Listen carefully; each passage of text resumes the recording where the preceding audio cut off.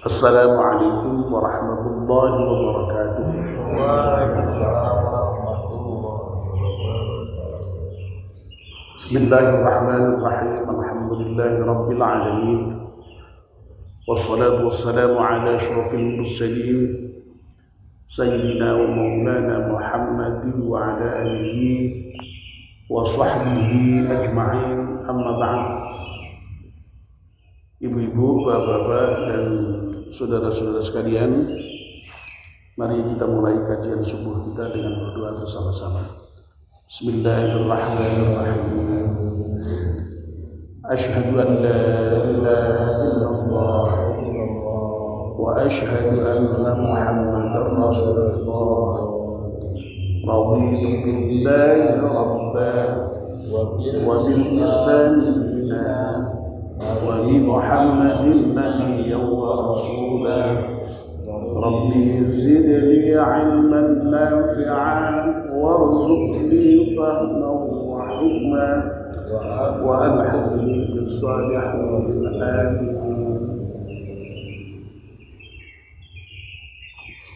Alhamdulillah, kita panjatkan syukur kepada Allah Subhanahu wa taala yang pagi ini atas limpahan rahmat dan nikmatnya kita masih diberi kemampuan untuk bangun pagi, dan alhamdulillah kita bisa memanfaatkan kesempatan bangun pagi kita itu untuk ke masjid, sholat subuh berjamaah, dan sekarang melanjutkannya dengan melakukan kajian subuh. Kita mohon kepada Allah Subhanahu wa taala semoga seluruh rangkaian ibadah kita di pagi hari diterima oleh Allah Subhanahu wa taala. Amin. Amin ya rabbal alamin. Izinkan saya pagi ini untuk membahas satu doa yang diajarkan oleh Rasulullah sallallahu alaihi wasallam yang memohon untuk diberi hidayah, memohon juga untuk diberi takwa, lalu iffah. Iffah itu kemampuan untuk menjaga diri dari hal-hal yang tidak baik. Lalu yang keempat, mohon juga diberi kaya, al-ghina. Doa itu lengkapnya mari kita baca bersama-sama. Allahumma inni as'aluka al-huda wat-tuqa wal-afafa wal-ghina. Cukup singkat dan cukup mudah lah saya kira untuk dihafalkan. Allahumma inni as'aluka al-huda wat-tuqa wal-afafa wal-ghina. Ya Allah, aku mohon kepadamu al-huda, petunjuk, wat-tuqa dan takwa, wal-afafa dan afaf atau iffah, wal-ghina dan al-ghina, kaya. Pagi ini kita akan bahas yang pertama, ya. Mohon diberi hidayah, mohon diberi petunjuk. Bapak dan ibu-ibu yang dimuliakan Allah Subhanahu wa taala, sesungguhnya doa mohon petunjuk itu ya sudah kita lakukan setiap saat, ya. Minimal 17 kali di dalam sehari, karena ketika kita sholat itu dalam setiap rakaat pasti membaca Al-Fatihah, dan di dalam Al-Fatihah itu ada ayat yang isinya mohon diberi hidayah itu. Ihdinas siratal mustaqim. Ya Allah, tunjukkanlah kami jalan yang lurus. Nah, meskipun kita sudah membaca Al-Fatihah yang di dalamnya sudah ada doa memohon diberi hidayah, diberi petunjuk oleh Allah Subhanahu wa taala, ya, rupa-rupanya Nabi kita Muhammad SAW juga menuntunkan kita untuk secara khusus juga memohon hidayah itu, memohon petunjuk itu. Nah, hidayah itu sendiri apa? Hidayah itu ya gampangannya itu sesuatu yang bisa menunjukkan kita ke arah yang benar. Ya. Jadi dengan hidayah itu lalu kita tahu sesuatu yang benar.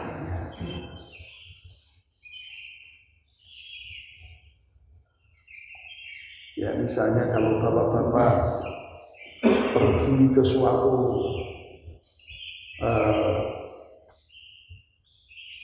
tempat tertentu atau kota tertentu, itu kan di jalan itu kan biasanya ada petunjuk arah gitu. Bandung ke sana atau Jakarta ke sana gitu. Itu petunjuk itu. Dengan itulah kita tahu bahwa arah Jakarta itu ke sana atau Bandung ke sana. Itu petunjuk itu. Kalau tidak ada itu kita tidak tahu. Itu hidayah. Nah, kalau kita sudah tahu petunjuk itu ke sana, kok kita ke sini ya ora tekan. Sesat berarti. Ya. Makanya petunjuk itu dilawankan dengan kesesatan. Jadi kalau ada petunjuk kita diarahkan ke kanan kok kita ke kiri, ya jelas sesatnya. Ya. Itu gampangannya petunjuk itu seperti itulah ya. Jadi mudah sekali petunjuk.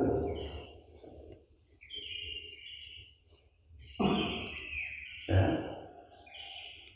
Jadi kalau mau menuju surga itu ya beriman, ya sholat, zakat, puasa, haji, ya itu diikuti, itu petunjuk itu. Ya supaya betul-betul sampai ke surga itu gitu ya. Dan sudah ditunjukkan arahnya ke surga, ke sana kok malah ke kiri gitu. Ya, malah berbuat yang tidak yang nah ya. Yang ketemu bukan surga ya, jurang, neraka. Nah, itu gampangannya seperti itulah. Nah, sesungguhnya hidayah itu macamnya banyak sebenarnya. Jadi kalau kita itu berbicara hidayah itu kan seakan-akan konotasinya lalu berhubungan dengan persoalan keagamaan. Oh tidak. Hidayah itu bermacam-macam sesungguhnya bentuknya. Ya, setidaknya ada 5 itu sebenarnya macam hidayah itu. Ya masing-masing ahli bisa memberikan pembagian yang berbeda-beda. Tapi yang saya sering rujuk itu yang berpandangan ada 5 ini. Dari mulai hidayah al-ilham, hidayah ilham. Ilham itu hidayah itu. Ya. Seorang bayi yang baru lahir itu, ya, ketika lapar dia menangis, begitu hidayah itu.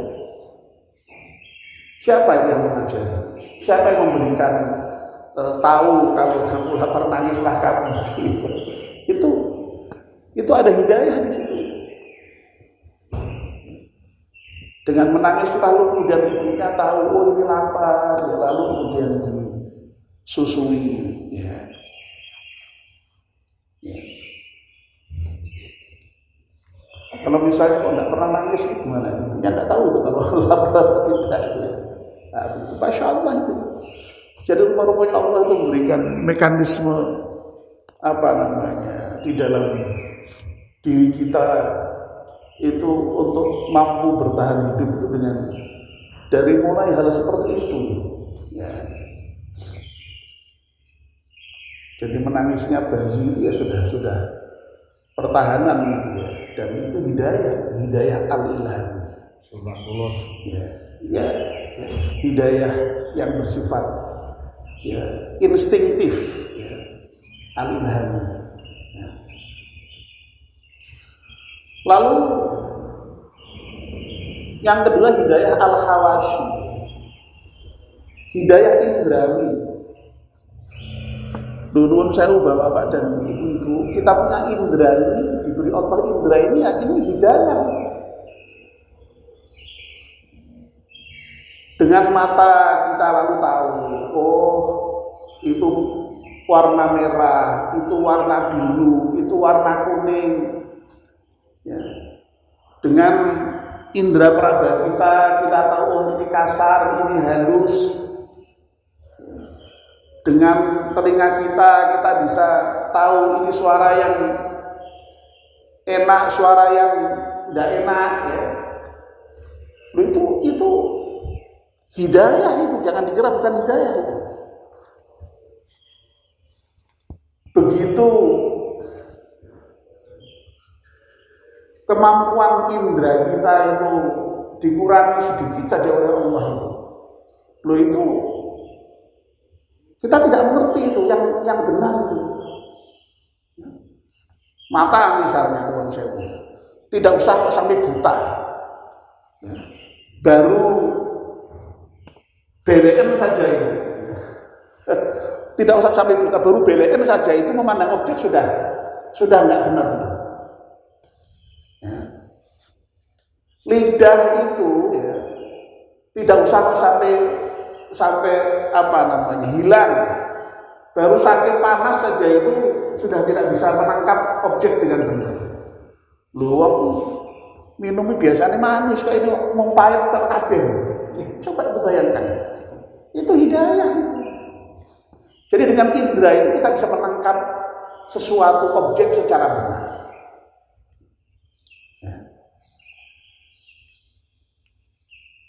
Nah, lalu yang lebih tinggi lagi akal. Ya. Ada hidayah al-aqli. Ya.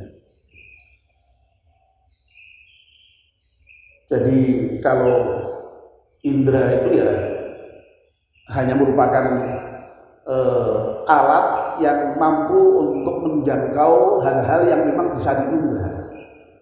Padahal yang namanya realitas ini tidak semuanya bisa diindra. Ada yang makulat, ada hal-hal itu yang hanya bisa dicerna oleh akal manusia. Ya. Nah, Allah juga berikan kita akal, dan dengan akal itulah kita bisa berpikir. Ya. Lalu kemudian dengan akal lah kemudian lahirlah itu akan disebut kebudayaan. Termasuk ilmu pengetahuan itu lahir dari akal. Jadi samping dengan indera tadi,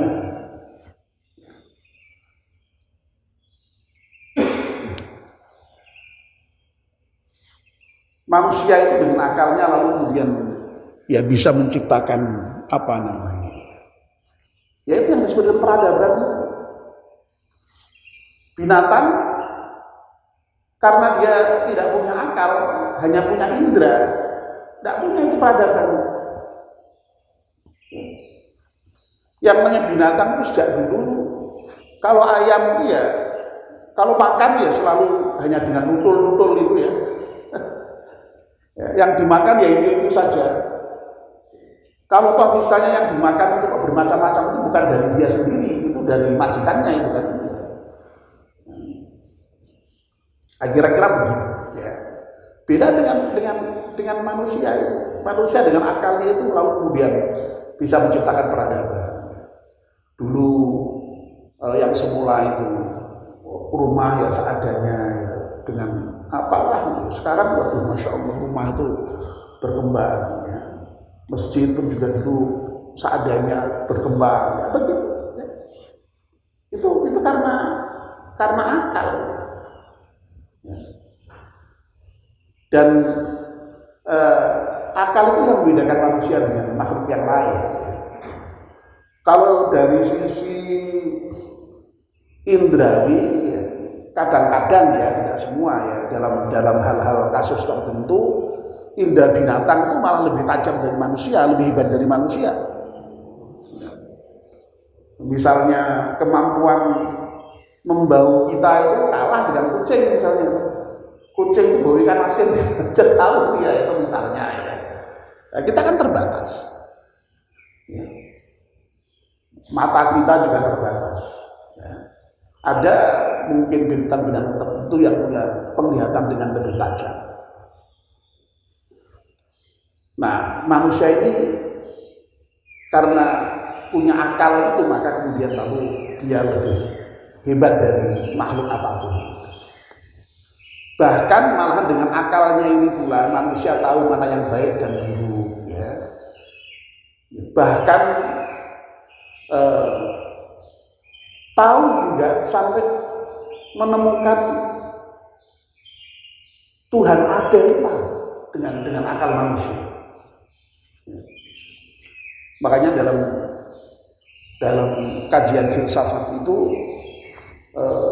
banyak itu argumen mengenai adanya Tuhan itu yang ditemukan oleh para filosof. Ya. Dan itu tidak hanya filosof Islam, termasuk filosof Barat pun juga banyak itu menemukan teori-teori tentang bukti adanya Tuhan.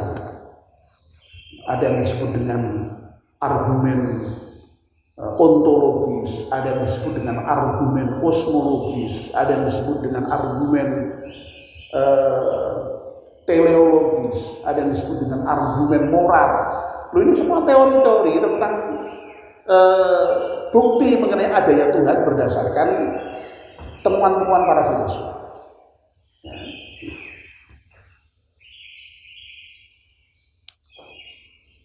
Nah, cuma memang bagaimanapun juga akal coba terbatas. Ya. Lebih-lebih kalau terkait dengan persoalan ketuhanan itu, sehingga memang ya paling-paling akal ya tadi itu mampu menemukan Tuhan itu ada, tapi Tuhan itu siapa? Lalu bagaimana itu hubungan Tuhan dengan makhluknya, atau makhluknya berhubungan dengan Tuhannya? Caranya bagaimana? Akal tidak mampu untuk menemukan itu. Ya. Itulah makanya lalu Allah menurunkan agama. Makanya lalu ada hidayah ad-dini, hidayah agama. Ya. Nah, agama inilah yang kemudian mengatur seluruh kehidupan manusia itu. Allah misalnya menyatakan alif lam mim dzalikal kitabu la raiba fihi hudan lil muttaqin. Alif lam mim ya. Tidak ada keraguan di dalam kitab ini, Al-Qur'an ini. Ya. Hudan lil muttaqin. Al-Qur'an ini adalah petunjuk bagi orang-orang yang bertakwa. Ya. Jadi itu yang dimaksud dengan hidayah dini, hidayah agama. Ya. Dalam surat Al-Baqarah ya, yang biasanya dibaca pada saat Ramadan itu ya, Syahrul Ramadan alladzi unzila fihi al-Qur'an hudan linnas. Ya. Bulan Ramadan adalah bulan diturunkan Al-Qur'an ya, sebagai apa? Hudan linnas, petunjuk bagi manusia. Jadi agama itu memang diturunkan oleh Allah Subhanahu wa taala untuk manusia supaya menjadi petunjuk. Nah persoalannya apakah dengan agama itu sudah cukup? Apakah otomatis kalau kemudian sudah ada agama, Ya, kita sudah ada Al-Quran, itu sudah cukup. Sudah otomatis kita menjadi baik. Oh ternyata tidak. Ya. Itulah masih dibutuhkan satu hidayah lagi, ya, yang disebut sebagai hidayah taufik atau hidayah at-taufiqi. Ya. Jadi hidayah at-taufiqi itu atau yang sering kita sebut hidayah taufik itu adalah hidayah yang menjadikan kita itu lalu kemudian bertemu itu dengan petunjuk Allah itu, cocok dengan petunjuk Allah itu, pas dengan petunjuk Allah itu, yang berupa Al-Quran tadi. Ya. Nah, di samping itu ya, kadang-kadang kita sudah mengimani Al-Quran, tapi apakah kemudian kita juga bisa mengamalkan? Nah, ini butuh lagi hidayah itu. Ya, jadi makanya ada juga yang sering membedakan hidayah itu dalam ilmu dan amal. Jadi tahu bahwa Al-Quran itu benar, petunjuk dari Allah, lalu kemudian kita juga diberi kemampuan untuk mengamalkan. Ya. Jadi itu hidayah taufik. Hidayah taufik. Hidayah yang ngepasi, pas muwafaqah, bertemu. Ya, muwafaqah itu bertemu ya. Antara apa yang kita pahami, antara apa yang kita amalkan, antara apa yang kita yakini dengan apa yang dituntunkan oleh Allah Subhanahu wa taala di dalam Al-Qur'an. Jadi kalau persoalan sekali lagi ya, ilham kita sudah diberi, indra sudah diberi, akal sudah diberi, agama pun sudah diturunkan oleh Allah, Al-Quran sudah di hadapan kita. Nah, kita butuh hidayah taufik. Nah, hidayah taufik inilah yang Allah berikan hanya kepada orang-orang tertentu yang dikehendaki itu. Nah, makanya ya kita betul-betul semua kepada Allah Subhanahu wa taala. Kalau sekali lagi agama dalam bentuk hidayah dalam bentuk agama itu Allah sudah berikan. Dzalikal kitabul la raiba fihi hudal muttaqin. Ya. Syahrul ramadan alladzi unzila fil Qur'an hudal linnas. Sudah dikasihkan ini agama. Nah, persoalannya tadi kita beriman apa tidak? Ya, kita tahu apa tidak? Lalu kita mengamalkan apa tidak? Itu yang kita mohonkan kepada Allah Subhanahu wa taala. Ya. Dan itu sekali lagi Allah berikan hanya kepada orang-orang tertentu saja yang dikehendaki. Ya. Nabi Muhammad sendiri sampai diberitahu engkau sekalipun wahai Nabi tidak mungkin bisa memberikan hidayah. Ya.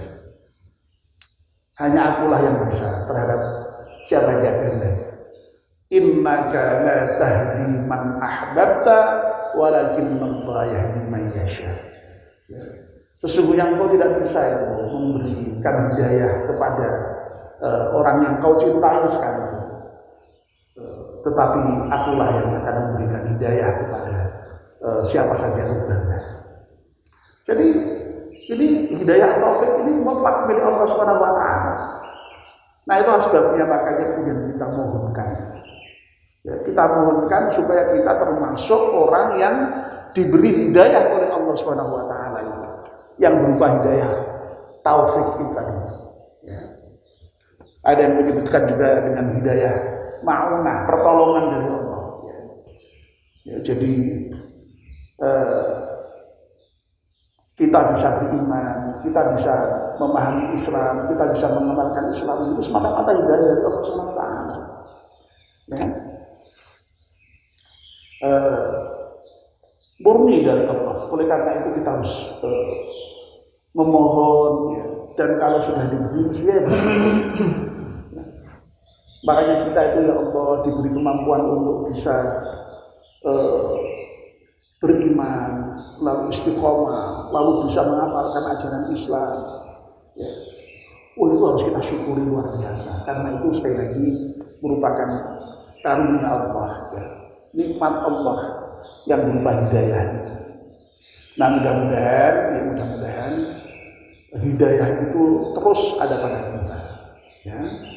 Jangan sampai hidayah itu kemudian lepas dari kita. Ya.